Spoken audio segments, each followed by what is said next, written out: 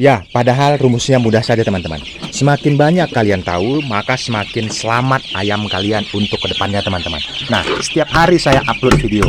Setiap hari saya upload video. Dan bagaimana saya memberikan pakan, bagaimana saya memberikan daya tahan tubuh ayam, saya sudah secara gamblang teman-teman menyajikannya kepada kalian. Agar tujuannya kalian juga bisa terapkan di tempat kalian.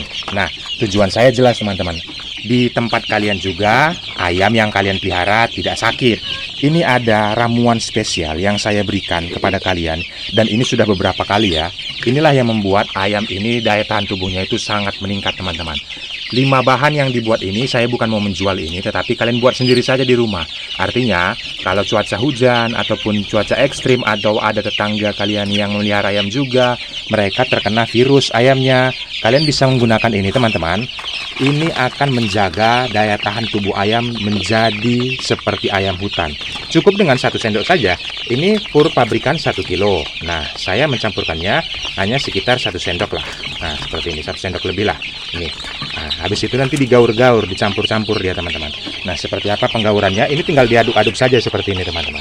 Nah, tinggal diaduk-aduk seperti ini agar semuanya secara merata, dan ini nanti siap kita berikan kepada ayam yang sudah menunggu ya. Ada 100 ekor ayam KUB, dan kemarin prosesnya itu bagaimana mulai masuknya sampai sekarang sudah 3 hari di sini, itu kalian bisa secara gamblang melihatnya teman-teman. Nah, jikalau sudah tercampur secara merata seperti ini, lakukan pemberian pakan dengan secara menyeluruh ya. Artinya tempat makannya juga itu harus panjang agar semuanya kebagian teman-teman. Nah, ini tinggal diaduk-aduk saja. Nah, kondisi seperti ini bukan setiap hari diberikan ya, cukup 2 atau 3 hari sekali lah pada saat pemberian pakan kepada ayamnya. Ini tinggal dicampur seperti ini saja. Ini tadi sebagian ada yang keluar teman-teman. Nah, kalau kondisi ayam kalian misalnya ini secara gamblang saya perlihatkan, dari yang 100 itu nggak mungkin normal semua. Tetapi ini sudah terjadi iritasi di matanya, mungkin karena diusek-usek kena kukunya ataupun dipatok kawannya. Ini ya, ini agak ngeblur sebentar. Nah, jadi ini bisa kalian lihat jelas ya. Tetapi saya merawatnya dengan memberikannya minyak, terus saya memberikan jamunya ini tadi. Terus saya paling utama itu memberikan teramizin teman-teman. Teramizin ini menambah daya tahan tubuhnya, terus nafsu makannya itu tetap terjaga. Ini yang mau sama nanti cek aja di deskripsi. Ini ada 50 kaplet. Kalau misalnya ini kan di bawah 1 bulan, saya memberikannya setengah butir saja. Ini isinya 50 kaplet. Harganya juga nggak terlalu mahal ya, sekitar 15 ribuan, tergantung di tempat kalian lah. Di tempat daerah masing-masing mungkin harganya selisih 5.000. Dan itu bisa kalian terapkan untuk jaga-jaga teman-teman. Nah, walaupun kondisi matanya sebelah kiri seperti ini, sebelah kanan masih normal ya, daya nafsu makannya tetap ada teman-teman. Nah, itulah yang kita harapkan, walaupun dengan kondisi yang itu kita tidak bisa pantau seterusnya ya, karena mungkin kena orek-orek temannya, ataupun pada saat dia ceker-ceker masuk kotoran ke matanya, dan hal itu sangat lumrah sekali terjadi pada dunia peternakan, khususnya ayam kampung. Makanya ini harus kalian sediakan teman-teman. Ini jamunya ini harus kalian sediakan, kalian buat sendiri. Nanti takarannya itu sudah ada di video sebelumnya, kalian cek saja apa saja bahannya, seberapa banyak, terus tinggal di blender saja. Nanti ini bisa disimpan di lemari es, tapi jangan di tempat pembekuan, yang di bawah saja, supaya jangan beku teman-teman. Nah, ini bisa disimpan sampai 1 bulan lebih, artinya dia tahan. Pada saat pemberian pakan hanya 1 sendok seperti ini saja. Ini takaran untuk 1 kilo, pemberian ayam 100 ekor. Jadi kalian bisa taksasi di tempat kalian masing-masing ya. Nah, ini kita akan tumpahkan dulu kemari, habis itu kita ke dalam. Oke. Nah, selalu saya utarakan kepada kalian hal-hal seperti ini. Saya berharap kalian itu aktif dalam kolom komentar. Nah, ini beda lagi. Ini untuk usia ayam yang sudah masuk masa panen ya. Artinya ini sudah 1 bulan lebih semuanya teman-teman. Sudah 3 bulan lebih semuanya. Ini. Nah, ini sudah siap masuk masa panen. Ini kemarin ada sekitar 200 ekor teman-teman. Nah, sebagian teman-temannya sudah kita panen. Itu teman-teman. Jadi pembelajaran yang bisa kalian ambil, bagaimana penerapannya itu saya selalu lakukan kepada kalian mulai dari ayam ini usia kecil. Nah, kita berfokus kepada ayam yang usia kecil ini tadi ya. Artinya masih di bawah 1 bulan. Ya, di bawah 1 bulan. Ini tepatnya 3 minggu 2 hari ya. Oke, kita masuk ke dalam. Nah, kita masuk ke dalam ini, kita berikan di dalam teman-teman. Nah, ini tadi sudah saya bersihkan tempat makannya ya. Nah, tinggal dituang saja seperti ini. Nah, mereka akan tetap minati pakan yang kita berikan ini, mereka akan tetap minati teman-teman. Walaupun sudah dicampur jamu tadi itu, apakah dia masih tetap tertarik? Jelas. Nah, ini tempat makannya kita bersihkan terlebih dahulu agar jangan tercampur dengan kotoran. Nah, tuh lihat teman-teman. Jadi walaupun ada unsur jamu yang kita campur di pakannya, mereka tetap menikmati ya. Masih mereka suka dengan pakan yang kita berikan ini. Nah, pemberian pakannya itu di segala tempat. Jadi semuanya kebagian teman-teman. Nah, diupayakan banyak tempat dia. Nah, jadi semuanya kebagian. Tuh, ada yang di luar juga. Ini ada yang di dalam. Ini masih bisa kita kontrol dengan metode anakan ayam seperti ini. Itu masih bisa kita kontrol. Artinya semuanya masih kita bisa pantau. Dari sinilah rentan terkena penyakit dari usia 1 bulan ke bawah. Karena pembentukan bulu belum sempurna. Begitu juga organ bagian dalamnya masih perlu daya tahan tubuh. Makanya asupan-asupan yang saya berikan ini, seperti jamu itu tadi, itu sangat bermanfaat teman-teman. Itu ada daun kates yang membuat dia hijau. Dan itu antibiotik sangat tinggi sekali. Apalagi di bahan itu juga ada saya buat itu induk kunyit teman-teman. Kalian bisa cari sendiri nanti induk kunyit. Tetapi untuk simpelnya bagaimana pembuatannya itu kalian cek saja di video sebelumnya. Itu sudah detail saya sampaikan kepada kalian. Proses tahapannya dari awal saya mencacah-cacahnya. Begitu juga saya chopper dia. Saya blender dengan blender ya.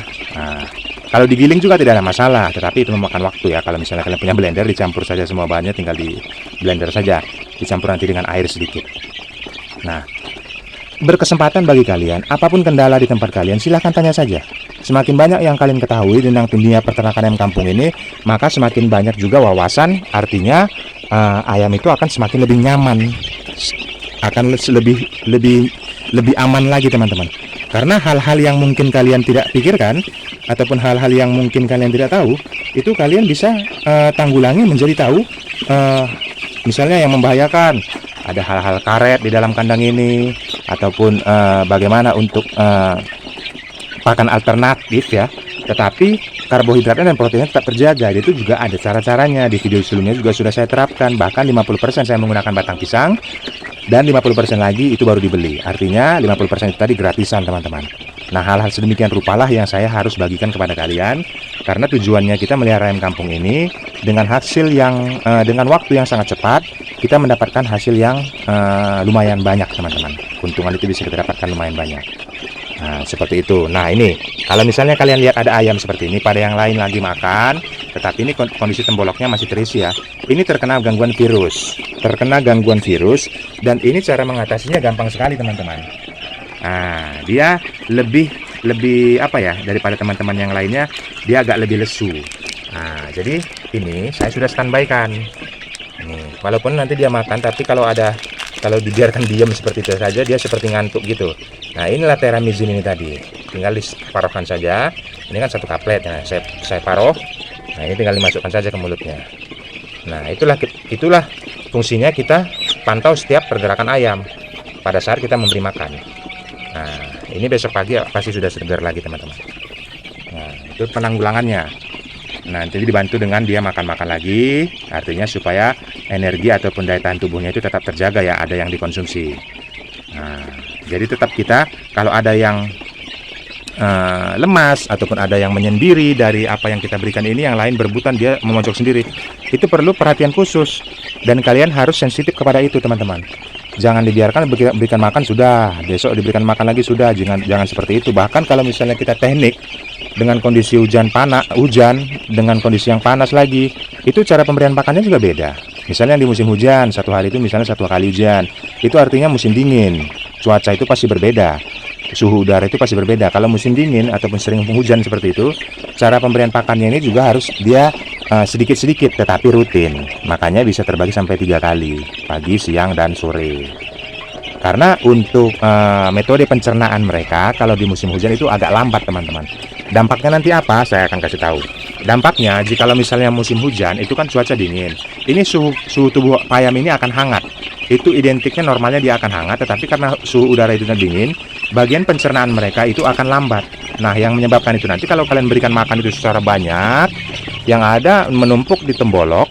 Tembolok itu untuk ngirim ke empela untuk digiling itu melemah teman-teman. Jadi penimbunan di tembolok itu bisa menyebabkan basi makanannya. Nah, besoknya juga masih bersisa, itu makanya bisa menyebabkan basi. Lalu timbullah jamur. Dari jamur itu timbul bakteri yang menyebabkan ayam ini lemas, sakit. Nah, seperti itu. Hal-hal sedemikian rupa harus detail kita sampaikan kepada teman-teman. Makanya di musim penghujan pemberian pakannya itu sedikit-sedikit saja, tetapi rutin.